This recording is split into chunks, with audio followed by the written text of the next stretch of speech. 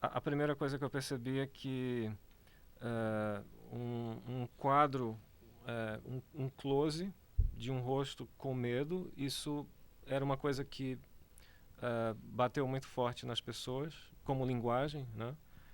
O filme ele usa planos muito abertos, mas isso foi uma coisa discutida com a equipe, já estava no roteiro. Ele economiza alguns closes muito especiais para momentos especiais, e metade desses closes são de gente com medo.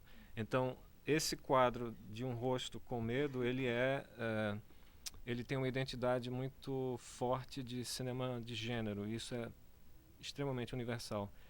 É claro que eu estou respondendo isso para você já com uma visão retrospectiva, porque eu fui aprendendo isso aos poucos. Na verdade, eu acho que eu aprendi isso em Copenhague, no CPH Pix, que foi um festival muito bom que eu fui com o filme. E o texto curatorial do festival falava que o medo é universal. Então essa realidade que poderia parecer um pouco estrangeira para eles, para um dinamarquês, não era estrangeira, era uma realidade palpável, né? Só que eu passei 8 meses viajando com o filme fora do país e finalmente chegou no Brasil em agosto, em Gramado. E aí o filme passou um grau acima em termos de decodificação, né? Porque nós brasileiros temos os plugins para pegar quase tudo ou tudo do filme, né? E é inevitável que algum aspecto se perda na tradução, da mesma maneira que a gente vê filmes russos ou romenos ou japoneses e a gente se apaixona pelo filme, mas alguma coisa a gente não vai entender e é normal isso. Ao longo da carreira do filme teve duas reações estrangeiras a um momento muito pequeno no filme. Um foi o... Porque antes de sair a crítica em agosto do A.O. Scott no New York Times, teve um texto do Larry Rota, que é um expert em Brasil, sobre o Brasil, especialista, especialista sobre o Brasil, que escreve para o New York Times e morou no Brasil já. E uma pessoa, num debate num cinema em Londres, perguntou sobre o beijo no pescoço de João. João chega na cozinha e dá um beijo no pescoço de Maria, que é a empregada, que é uma senhora, na verdade, e agarra ela de uma maneira um pouco estranha, que todos nós brasileiros sabemos que é muito difícil descrever isso para um estrangeiro. Por que que esse rapaz chega por trás de uma senhora de 60 anos e dá um beijo e dá uma agarrada e ela sai, menino? Isso eu acho fantástico, você ver a confusão feita por um... O Larry Roth, não é que o Larry Roth achou isso estranho, ele entendeu isso, porque ele morou no Brasil, mas ele citou isso no texto dele. Mas o inglês não, ele estava realmente querendo entender o que é que ele perdeu ali, né?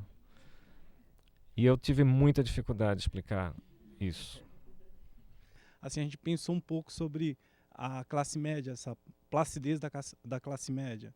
E se você tentou retratar um pouco isso, e algumas cenas, assim, se tem a ver aquela estrela cadente, assim, um pouco, sei lá, o leopardo, assim, olha, como aconteceu com a aristocracia, a nossa classe média está indo de mal a pior. Não sei se teve algum eco disso na sua intenção. Eu não acho que eu pensei que estaria fazendo um tratado ou uma reflexão sobre o vazio da classe média de forma alguma. Eu apenas retratei ou encenei encenei situações de vida que eu observo e que me parecem muito tensas, né, e irônicas. E eu não acho nem tanto que a ironia é minha, a ironia é da própria situação, porque a gente vive o tempo todo numa sociedade. As sociedades em geral são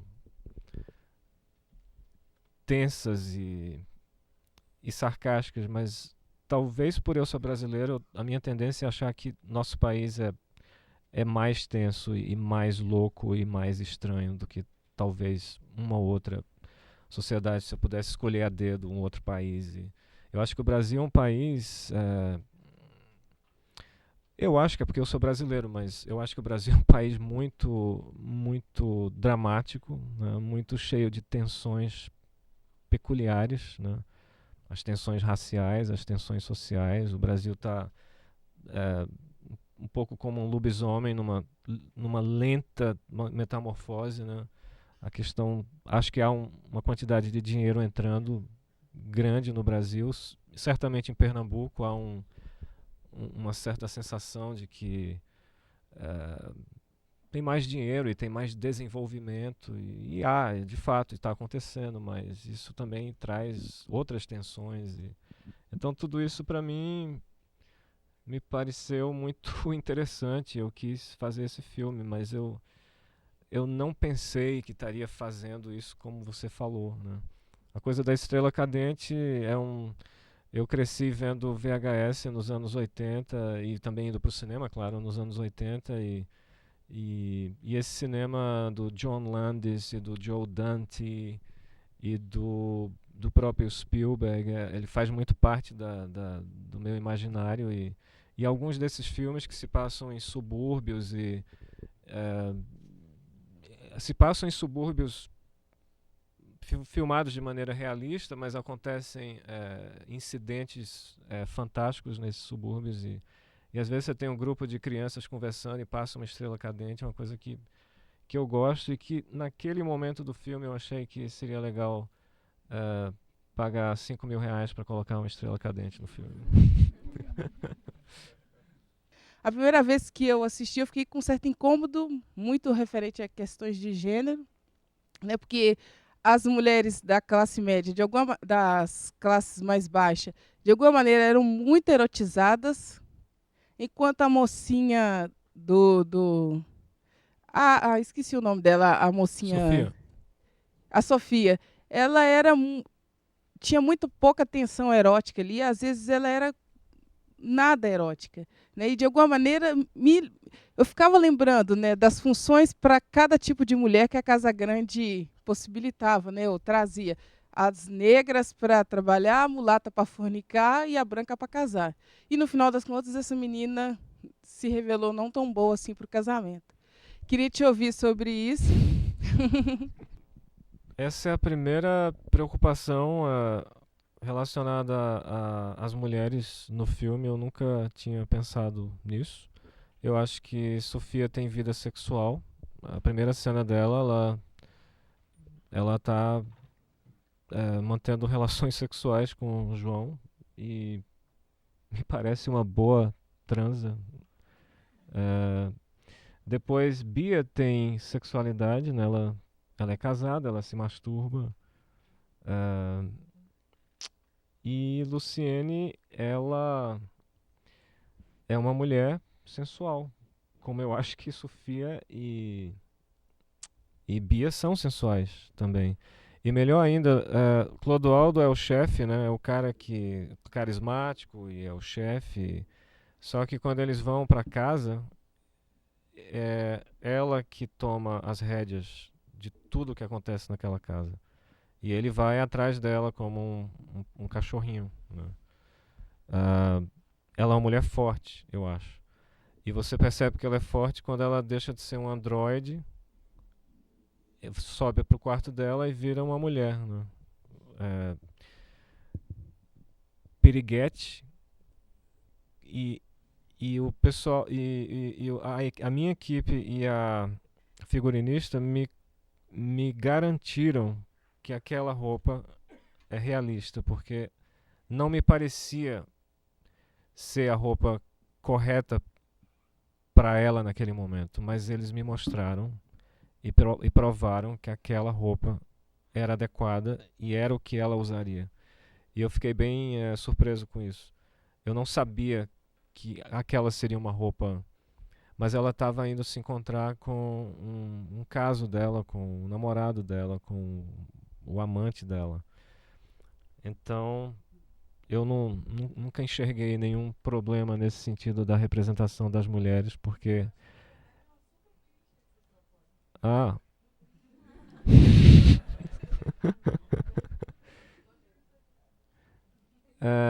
E como você bem lembrou, Sofia, que é para casar, não é.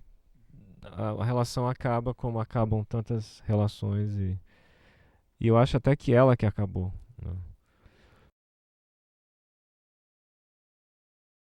Sobre essa questão do tempo, sem entrar nas questões relacionadas com uma bibliografia que tem sempre sido citada, né, nos comentários ao filme, o que é nítido na estrutura dele mesmo é essa superposição de experiências que algumas delas carregam de maneira mais explícita esse peso do passado, né, e que no final o retorno do reprimido se põe na frente do Francisco, né, e outras que se estabelecem através daquele, vamos dizer assim, de um entrelaçado de experiências mais pontualizadas, né, e que fazem com que o filme tenha uma grande virtude, que é não ter pressa. Né? Quer dizer, as situações de confronto, que estão definidas basicamente pelo diálogo e os rostos campo contra campo, sempre se sucede um comentário, ou a câmera se movimenta para mostrar algum observador que tem um olhar curioso, como os meninos na casa da Bia, ou outras situações parecidas, ou tem sempre um plano a mais, né, que estabelece uma temporalidade que vai se constituindo de maneira que, embora exista essa relação presente-passado o tempo todo, né, inclusive naquela hora que o pai do João observa aquilo que se supõe ser a rua há décadas atrás, não é? Quer dizer, essa ideia da especulação imobiliária e que já no presente tem várias convivências de tempos ali, não é? Quer dizer, essa superposição de temporalidades que está no presente, né, eu acho uma coisa que está extraordinariamente trabalhada no filme, que faz com que um senso de historicidade seja muito bem quisto pela esquerda. Quer dizer, a crítica de esquerda pega por aqui, né, por esse aspecto do peso do passado e da sobrevivência de determinadas relações, né, digamos, classicamente trabalhadas na zona rural, nessa cidade moderna, urbana, contemporânea. Né? E acho que essa convivência entre essa temporalidade que não tem pressa de estabelecer uma trama, com uma trama que efetivamente acaba se confirmando, não é? Está muito bem trabalhada na maneira como você constrói essa superposição de temporalidades e dá conotações políticas sem precisar, como você citou aí, o caso do filme do Bianchi, desse segundo filme do Bianchi, que exatamente a minha posição é cronicamente viável, muito bom, o quanto vale é por quilo, problemas, e gosto de novo dos Inquilinos, que eu acho um grande filme. Sim, na verdade, que também tem a relação com essa ideia da ameaça. Sim. Só que lá está trabalhada em outras circunstâncias. Mas essa ideia da ameaça constante, desse clima de medo, né, tá muito bem trabalhado ali. Ele e a Bia Bracher conseguiram resolver bem essa questão de um comentário de caráter, digamos, social, sem pesar a mão, sem ser filme de tese. Né? E eu quis fazer esse comentário aqui em função dessa presença, até da questão do engenho, porque você começa com um prólogo que até antecede o primeiro capítulo, né, que trabalha essa questão dessas imagens do campo. E depois, na terceira parte, que eles vão fazer a visita, né, e que vão estabelecer uma relação direta com a questão. E outro aspecto que superpõe temporalidades é os acenos para filme de gênero, né, que são licenças que são muito fortes, o negócio da cachoeira, que de repente já fica a cor vermelha, é completamente fora de uma expectativa de um realismo, e eu acho que isso tudo se encaixa na medida em que essa temporalidade do filme eu acho que é um ponto de extremo controle, em cada situação de cena, aquele plano a mais, aquele olhar a mais, aquele escoar que não permite dividir em capítulo, embora exista também a divisão 1, 2, 3 nos letreiros. Né? E tem também, eu acho,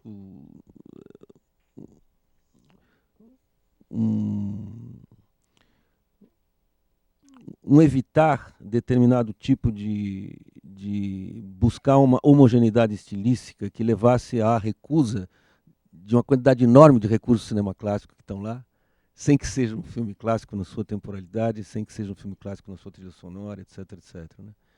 E eu queria que você comentasse um pouco mais essa relação passado-presente, como acho que é um dado fundamental do filme, da maneira como está trabalhado e sem ter aquela estrutura de trama no sentido mais clássico, mas não há descartando. Né? Durante a escrita do roteiro, eu comecei a perceber que um sentido de arqueologia estava entrando no filme. Arqueologia não só de algo que você cava e acha enterrado na terra, mas uma arqueologia sentimental, né? Uma arqueologia, por exemplo, o Anco, na verdade é o tio do João, ele fala de uma mulher que ele conheceu em 1981, arqueologia. A Sofia volta para essa rua depois de ter morado lá quando era criança, quando perdeu a mãe. Ela volta para a rua para... Talvez ela sinta uma atração de voltar para essa rua, e João é interessante, arqueologia. A ida ao engenho da família é uma viagem de arqueologia, na verdade. Eu li algumas críticas, inclusive bem positivas ao filme, mas que tinham ressalvas à visita, por exemplo, ao cinema, né? Que achavam que era uma viagem cinéfila gratuita, mas não é, na verdade. As comunidades engenhos de cana eram comunidades completas, né? Tinham correios, centro médico, cinema, escola e a própria usina de processamento. Então o cinema faz parte daquela comunidade.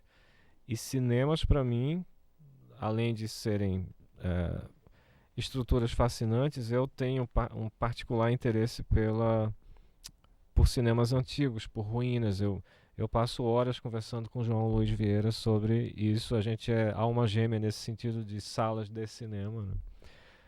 Então, para mim, fazia total sentido eles entrarem naquela ruína e ainda ouvirem os fantasmas de filmes passados, né? Isso é arqueologia. E toda a sequência do engenho, na verdade, ela é repetida quando Sofia acompanha João na sequência do engenho e João acompanha Sofia na visita à casa dela, que é a arqueologia pessoal dela, ao ponto de achar traços físicos da presença dela na casa, das estrelinhas coladas no teto, e que já foram pintadas por cima, ninguém nem teve o trabalho de raspar. Então, todos esses elementos que eu considero arqueologia e que existem dentro dos personagens, como quando o tio cruza a rua e tem uma visão, e a rua 40 anos antes, ou 40, nas minhas contas, 40 anos antes, início dos anos 70. Aquilo está dentro dele. E aí você tem os seguranças, onde ele, para se conhecer naquela noite, primeira noite, é quase como se fosse uma conversa em volta da fogueira, né, de crianças. Conta a tua história. E aí um perdeu Aí também vem a arqueologia sentimental deles. Um perdeu a irmã tragicamente, né? O outro perdeu o olho. E o único que não fala nada sobre ele mesmo, inclusive tem um plano onde é um plano aberto, o filme é scope. Os dois estão embaixo da tenda. E o Clodoaldo, que não quer falar e não vai falar, ele está fora da tenda, né? Então, ali ele não vai falar nada, mas ele tem toda uma arqueologia sentimental que ele está guardando, claro, para o grande final. Mas isso, aí o passado vem à tona e tem um impacto no presente, que é uma coisa que eu acho que no Brasil, principalmente esse Brasil novo rico, a gente está vivendo um momento de novo riquismo no Brasil, né? Que é achar que é bola para frente, é o futuro e o presente é que importa, mas as pessoas esquecem que o passado explica tudo isso que a gente está vivendo hoje aqui, né? Isso é a coisa mais óbvia do mundo, mas no Brasil, o Brasil é um país onde museu tem uma conotação pejorativa, né? As pessoas falam, não, isso é coisa para museu. Sim, mas museu é um lugar legal. Ah, é. Não, sim, mas é só a maneira de falar. Isso para mim sempre me chama a atenção no nosso linguajar, na maneira que a gente fala e que as pessoas falam. Então eu fiz um filme meio que encharcado de passado, mas o cuidar, o truque era não fazer uma coisa piegas ou, mas sabe, é o que é. O passado é isso e o passado é lindo. O passado é lindo e o passado é feio também.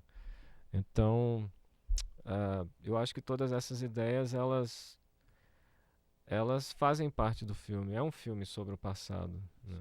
A casa grande do engenho da família, embaixo, na verdade, é onde era a senzala, né? Aquela casa é de 1847 e aquilo era a senzala. E aí eles visitam embaixo da senzala. Quando eles estão lá embaixo, o avô está andando em cima. Então tem aquele som, a gente acho que levou 1 hora para gravar exaustivamente aquele som, aquele peso na madeira que soa muito bem quando o filme passa. Eu adoro aquele som. Mas aquilo é como se fosse em cima de mim tem o passado, né?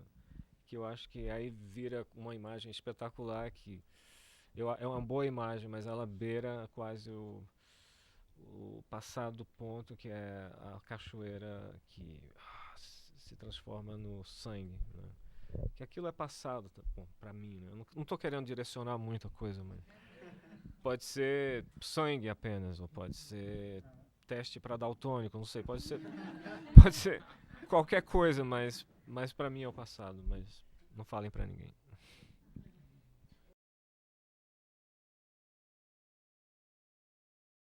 A negação de uma conclusão. É mais uma vez aquela coisa, ou você entra ou você não entra. Eu acho que às vezes quando eu ouço você falar é como se você achasse que a vingança ela tira o valor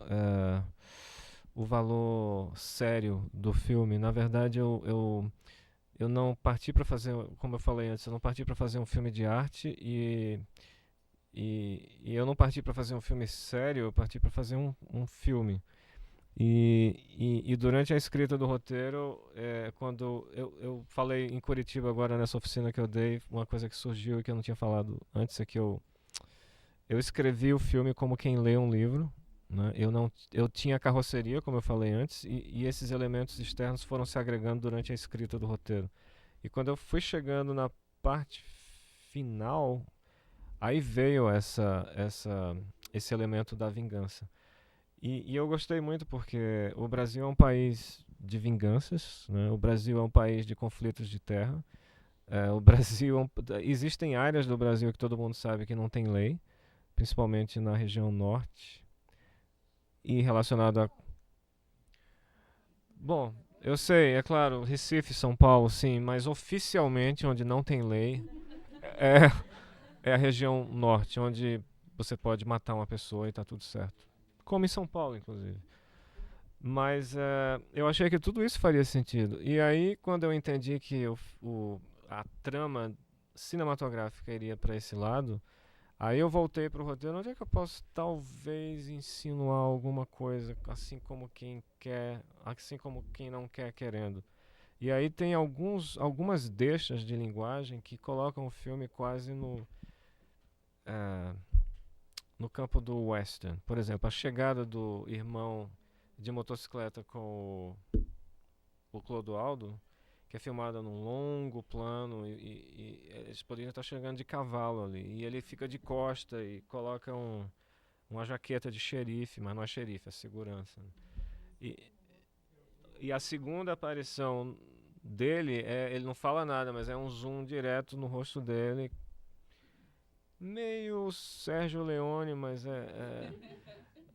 Soa muito mal falar Sérgio Leone, porque Sérgio Leone não é que eu tô, mas alguma coisa do cinema italiano, e claro, o diálogo final é completamente o Barão do Gado com os dois cowboys que... Então tudo isso para mim faz sentido, e faz sentido também dentro de um contexto de Brasil, né? O Brasil muitas vezes é um bang bang, né? Então para mim isso nunca foi uma questão. E o final para mim não é um anticlímax. Eu queria que o final do filme fosse uhul, sabe? E para algumas pessoas e para mim também, mas para outras é tipo, hã? Acabou? Mas isso vai no que eu falei antes, da sintonia de cada um com a onda que o filme emite, né? Eu entendo e respeito, e você achou que era um anticlímax e a coisa da vingança meio que... Mas o Brasil, eu acho que faz sentido do ponto de vista de Brasil e faz sentido como filme. E esse pra mim é um filme. É uma expressão que eu acho que Tarantino usa. Meus filmes são filme, né? E eu gosto desse aspecto. Esse é o filme de cinema. Só que o Som ao Redor é um filme de cinema, mas que você reconhece muita coisa da sua realidade. Então, talvez seja essa a tensão entre esses dois elementos que expliquem um pouco da repercussão do filme. Eu falei muitas vezes, eu falei pela primeira vez na entrevista da Cinética, que é muito boa, que saiu durante a montagem do filme. Eu, no roteiro, via que muitos aspectos do filme eram realismo social, né, que significa... Realismo social, aquele filme onde na pia tem de fato um monte de prato sujo, e onde o personagem está sem maquiagem e está suado aqui, em linhas bem grotescas. Realismo social seria isso, e o filme tem muitas cenas assim. Mas aí eu não me interessaria de filmar isso com a câmera trôpega na mão para ser bem real, sabe? Porque aí você está carregando em cima do que já está pesado, né? Então eu iria ao contrário, eu iria filmar de maneira bem clássica, em cinemascope, com planos na melhor das hipóteses, bem construídos, e aí criaria uma tensão, e eu acho que essa tensão terminou realmente funcionando no filme. O filme vai assim e tem outra coisa indo assim, né? Na verdade, tem um cartoon de um americano que eu adoro, Larson. Não sei se vocês conhecem, que é um cara genial que fez cartoons para jornais nos anos 70 e 80 nos Estados Unidos. E tem um cartoon dele que eu nunca esqueci e que eu espero que eu não diminua o final do meu filme, mas eu acho genial. O cartoon é muito engraçado e de alguma forma eu lembrei muito desse cartoon quando eu escrevi o final.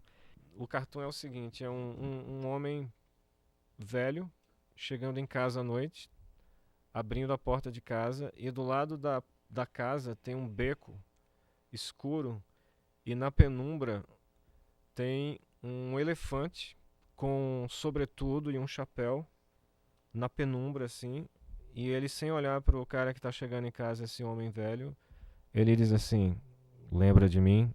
Quênia, 1947. Eu acho que eu não conseguia parar de lembrar desse cartoon quando eu escrevi o final do filme.